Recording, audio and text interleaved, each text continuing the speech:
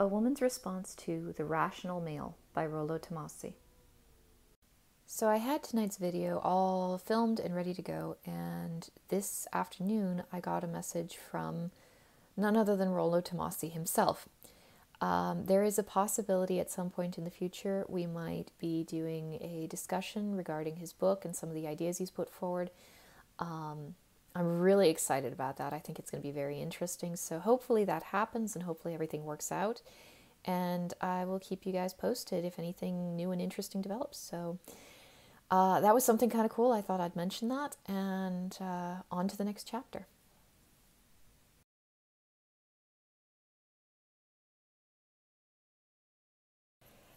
This is what women want. I mean, think about it. Women are always doing the whole, I want it all. I want to have my cake and I want to eat it too. I want everything. I want the full enchilada. I want it all. That's what this is. I want the full enchilada. I want the alpha male. I want to maximize my hypergamy. Alpha male, hottest guy I can find, totally gets me tingling in the nether regions. I want all of that. I want someone who's exciting and you know, very, very energetic in bed. I want all of that. But I also want him to stick around. I want him to be a good father. I want him to be a good provider. When I'm pregnant, I need him to stick around, to take care of me. I need all of that too. And as selfish as that sounds, it makes a hell of a lot of sense. I've been pregnant 5 times. I've had some pretty horrible things happen to me in my 5 pregnancies. I needed someone to take care of me. I've been helpless. I've been near death. You know, I remember after the ectopic pregnancy, they had to go in, they had to do laparoscopic surgery, so abdominal surgery on me. Walking after abdominal surgery is not an easy thing to do. And so I remember him walking with me in the parking lot of our apartment complex. You know, my hot, sexy, exciting alpha male standing with me and you know, just a few steps ahead of me and just encourage me. Okay, take another step. You can do it. Take another step. You can do it. You're going to be okay. A little bit farther. We can go a little bit farther. Okay. Yeah, I think you're probably going to want to turn around because it's going to start hitting you really hard soon. Because he knew what abdominal surgery felt like. He knew it sucked. He knew that I was not going to be able to walk as far as I felt like I was going to be able to walk when I started walking. He helped me get back into the apartment. I collapsed on the couch. I was absolutely exhausted. He took care of me. You know. It's important. It's very important. You know, I mean, a lot of feminist women these days are like, oh, I can do it all. I'm strong. I can be a single mother. I can, you know, I can go to a sperm bank and get myself impregnated with some, you know, some super sperm that I find off whatever donor seems to be the most attractive, and I can totally do it all on my own because I don't need no man to take care of me. It's like bullshit. Bullshit. I remember being so completely crumpled and broken, and I am not the kind of person who crumples and breaks easily. Don't go making that mistake about me. I was a mess, and I needed someone to take care of me. And that's what women want, and that's why they want it. They want the man who is sexy as hell. They want those genes. They want those good, strong alpha genes to breed with, because even though we live in a society where, you know, reproduction and having babies is cut out of the conversation as much as humanly possible, that's still what we want. Subconsciously, that's what all our programming is leading us to. It's like, oh, sex is fun. Sex is wonderful. Sex is really good. It's like, think about where all that is leading you to. There's a reason sex feels so goddamn good. And it's procreative. You want to have the good genes. That's why you want the hot man and not the lazy slob who looks like shit. That's why you want it. You want it because, you know, it feels really good to have sex with that hot guy because those are the babies you want to be having. But then you need the guy to stick around. You really do, because taking care of a kid, raising offspring, fathers, you know, there's all these studies out there talking about how important having a father around for your kids is. Fathers are vitally important. Not just with the rough pregnancy stuff, which can happen, because God knows I've been through a lot of that. And I can personally attest that it is rough shit and you need someone to help you. But then you have, then you have the baby. Then you need someone to take care of the baby and somebody to go out and work. You think you can do both those things at once? It is hell on earth. And women do. And they're miserable and they talk about how tough it is. And then they expect a gold star and a pat on the head, and it's like, gee, couldn't you have been more selective in your breeding? Couldn't you have found someone a little bit better who wasn't going to leave you all alone? And I feel bad for women who end up in these situations, because society is constantly these days pushing us to have premarital sex with lots of men and, have a party. And then, we have that party and some of us get caught in a really bad situation and society frowns at us and says, well, couldn't you have been more responsible? It sucks. That's not a good recipe right there. And at the same time, should we tell society not to make that judgment? And I'm not entirely sure that's a good solution either.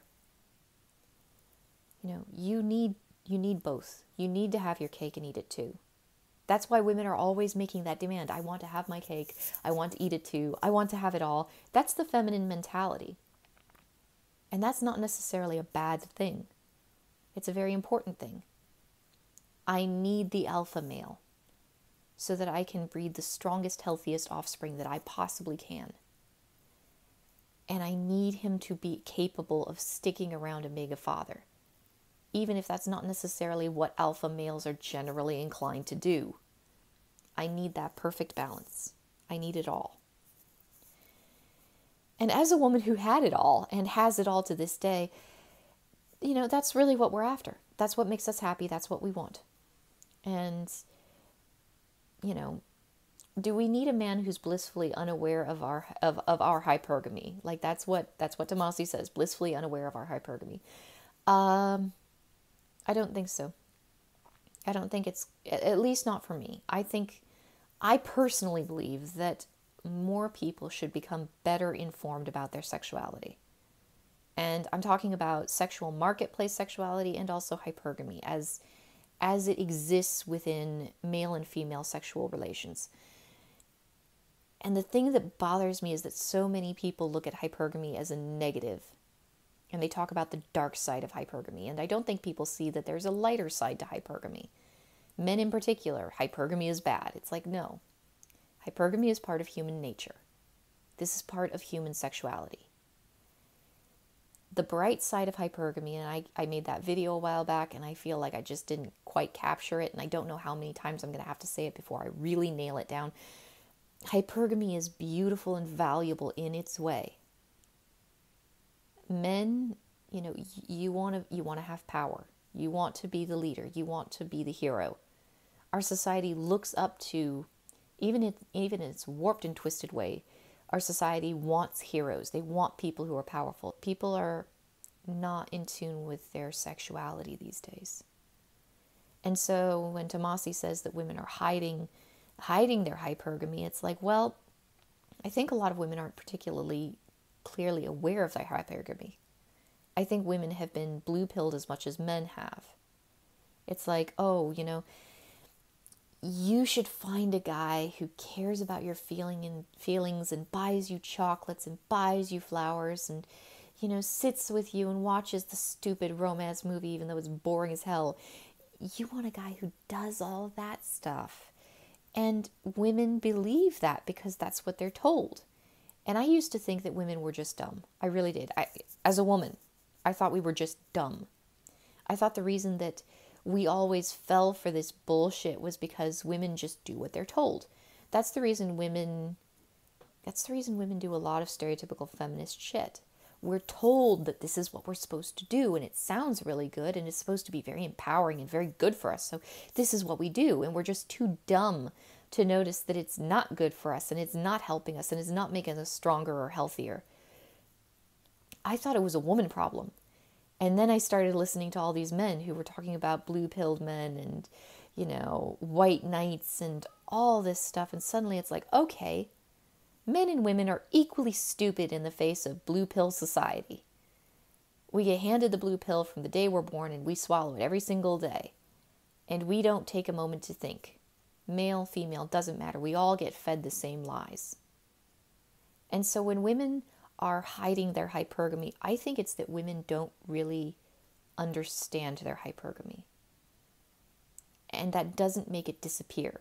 No amount of social engineering is going to make human sexuality vanish. And the reason I say that is because you look at books like 50 Shades of Grey and how very well they do.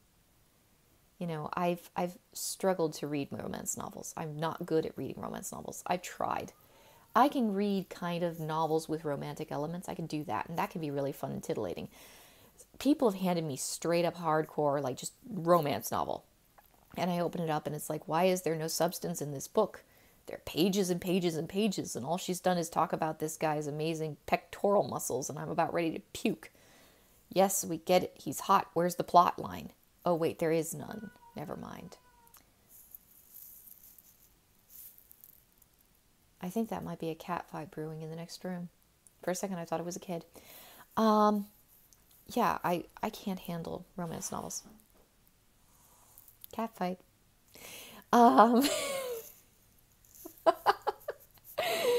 Anyway, I can't handle romance novels. Like, they straight up, like, just straight romance, like, bothers the hell out of me.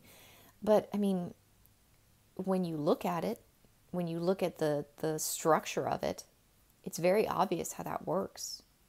You know, you have your alpha male, you have your woman who's not particularly impressive, and I think that the reason the women are always so damn unimpressive and they're special just because you're you is because they design it for a maximum number of women to insert themselves into that fantasy.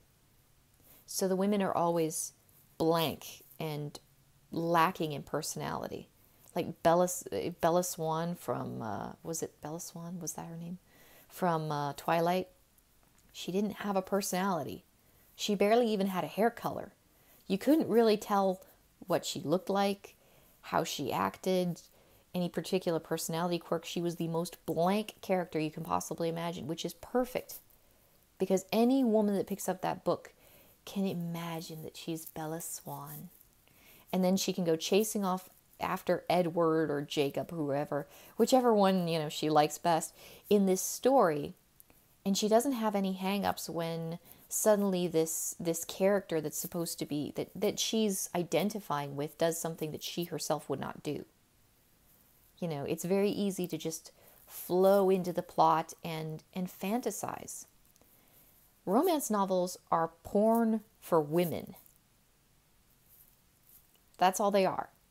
You ever look at guy porn, like visual porn, and you see lots and lots of shots of the woman naked, and you occasionally see a dick going in and out of her, but the shots generally do not focus on the man.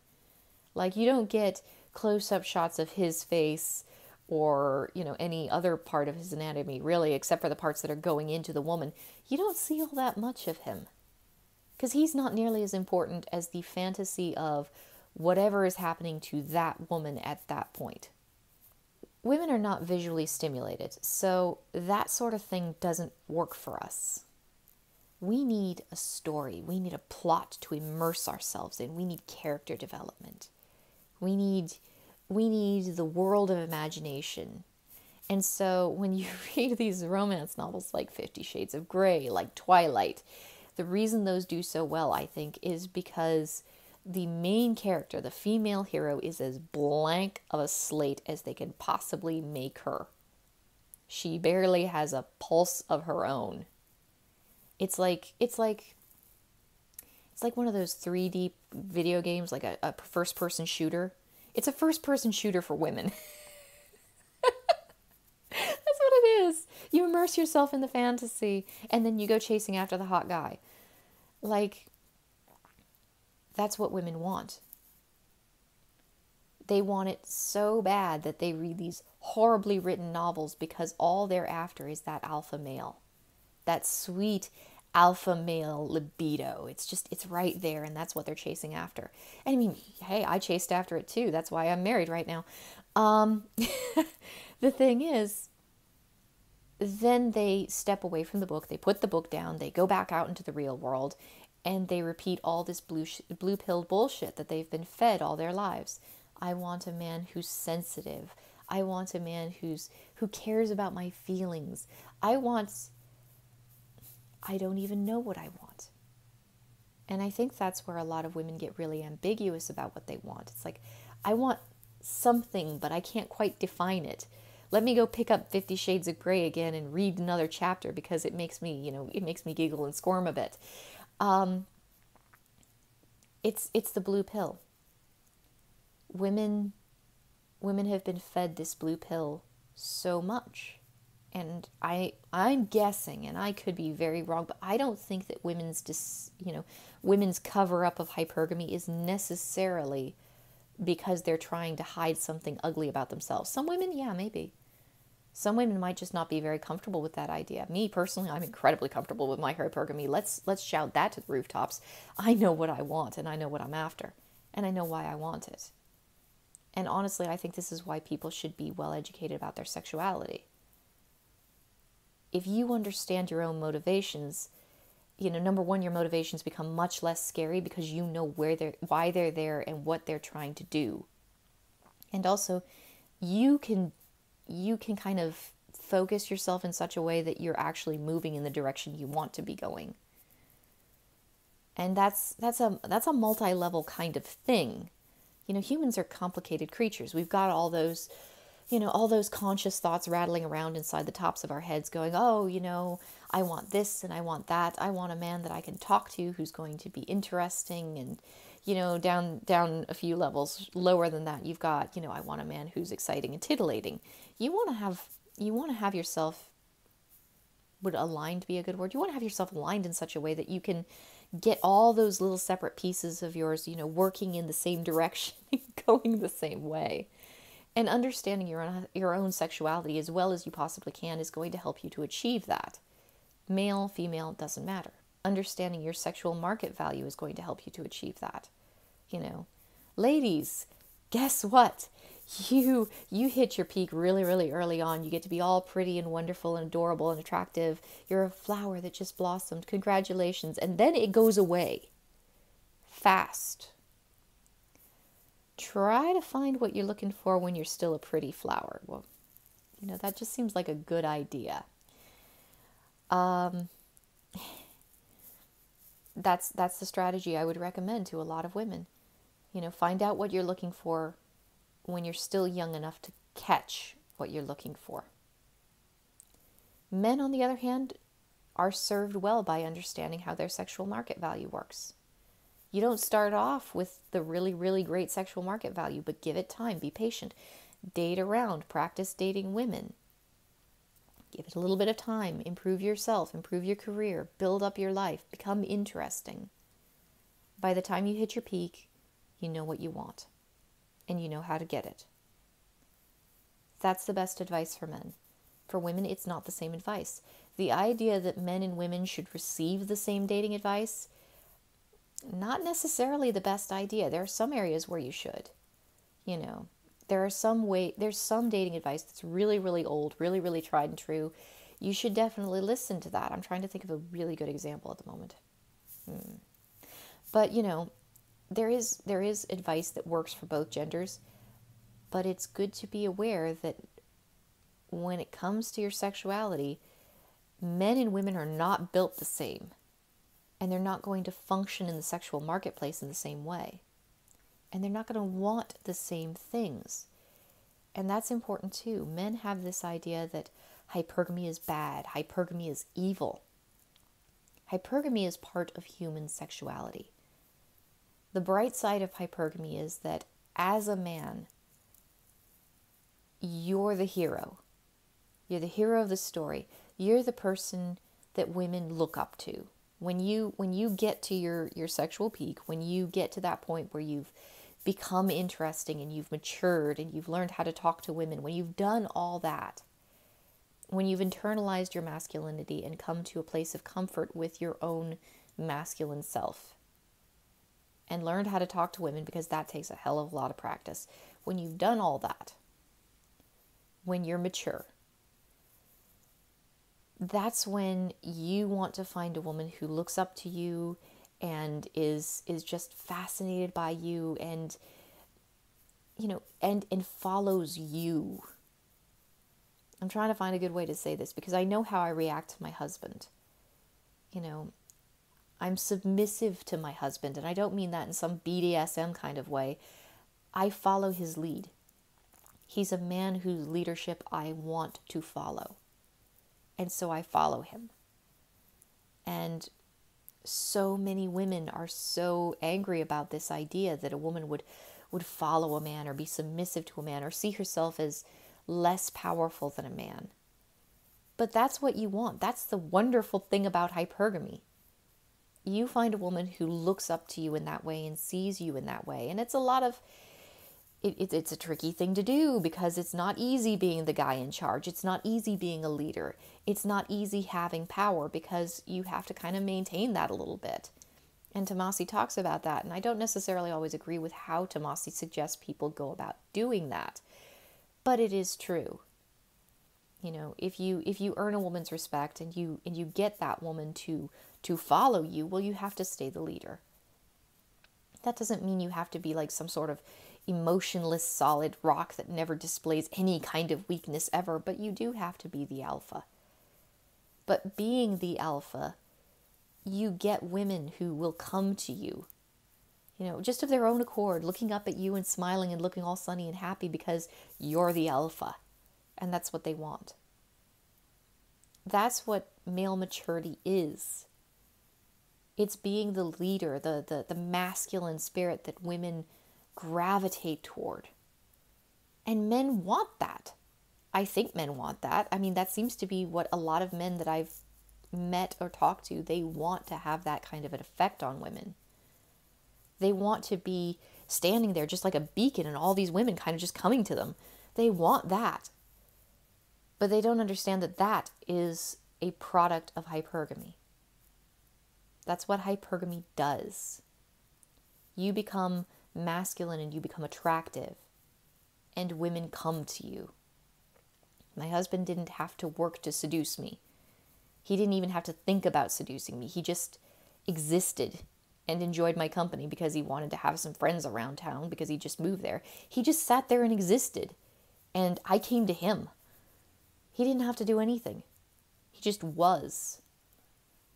That's part of hypergamy. That's a product of hypergamy. That's the bright, sunny side of hypergamy for men. You get to a certain level, and suddenly the women just come to you. And I'm sure that's frustrating for a lot of men who haven't reached that level. And not every man is going to reach that level, and don't be discouraged by that.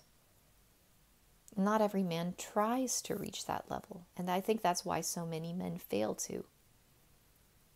Not every man looks at it and says, I want to be a better person.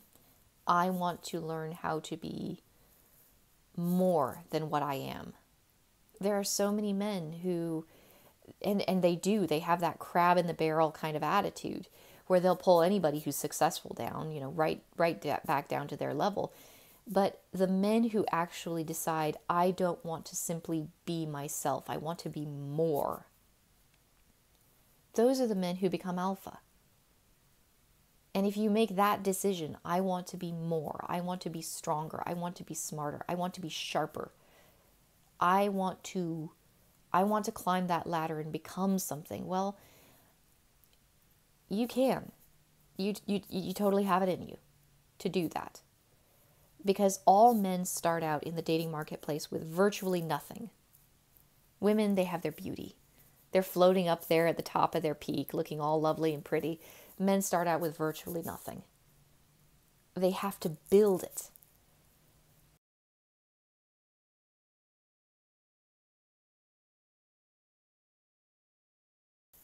This is also just another strikingly true statement in this book. And you know, the thing about this book, and the reason I did a chapter by chapter review instead of just a one big book review, is because it's a series of essays. It's posts from his blog that he's organized and kind of pulled together into some sort of semi-cohesive group, but it's still a long series of essays. So if you're watching these videos, let me just say, you know, you probably should read the book because I can't cover nearly all of what's written in here, but this particular quote stood out to me as particularly true.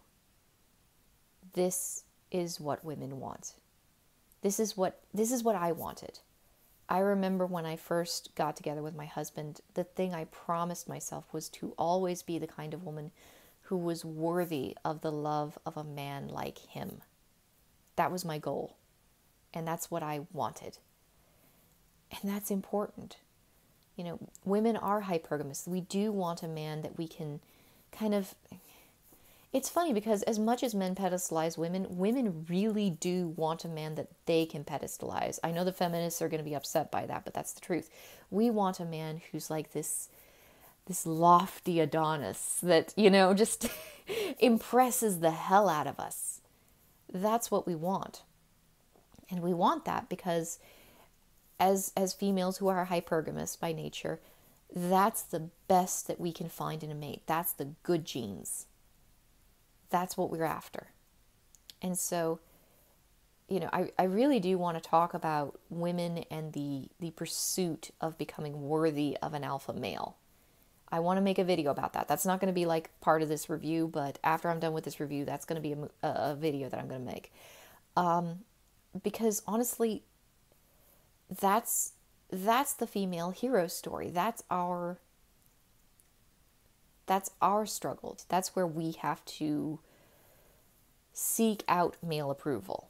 Like, you know, Tomassi says in his book, you know, sex is the proving grounds for women. You know, women have sex, and this is the one area where they have to prove themselves to men instead of vice versa. And I don't think that's entirely true.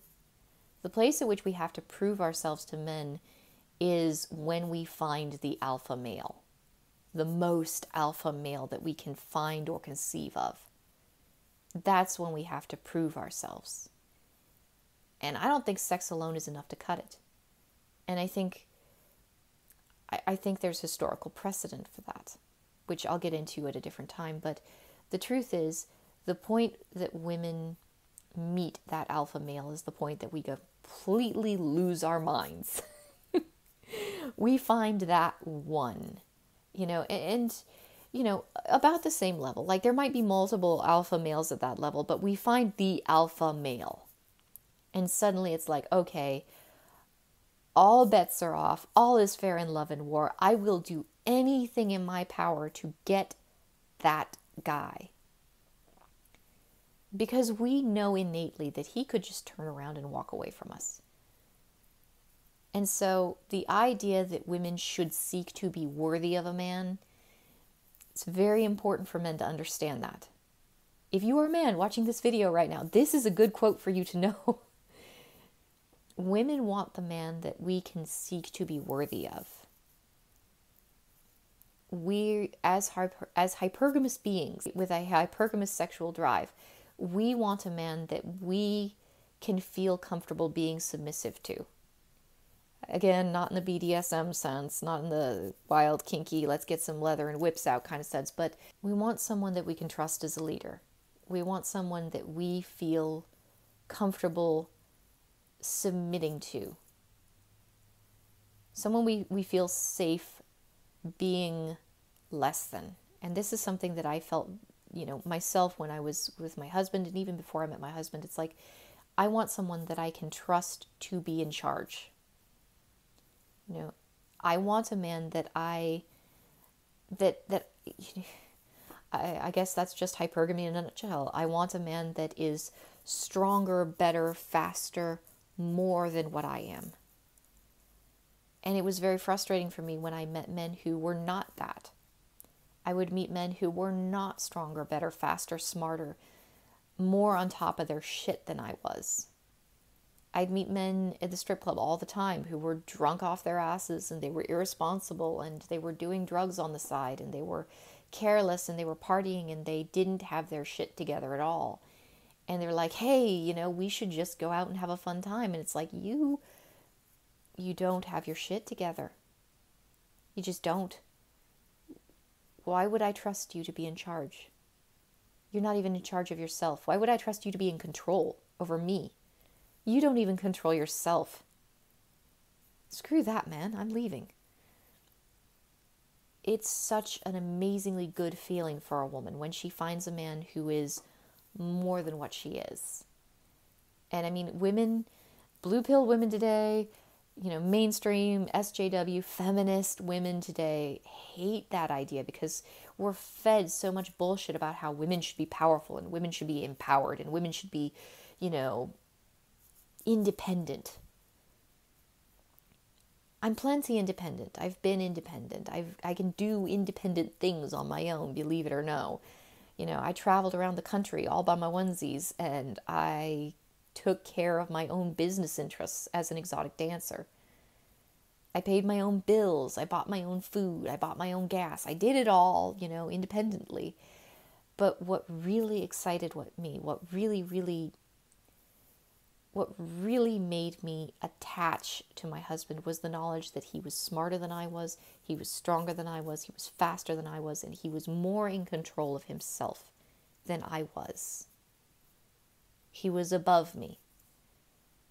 I looked at it and it was like, I can see myself following this man to the ends of the earth and back if that's where he wants to go. I could drop my life, my job, my career, my apartment, my little settled in niche in this part of the world, and I could give it all up, turn around and follow him.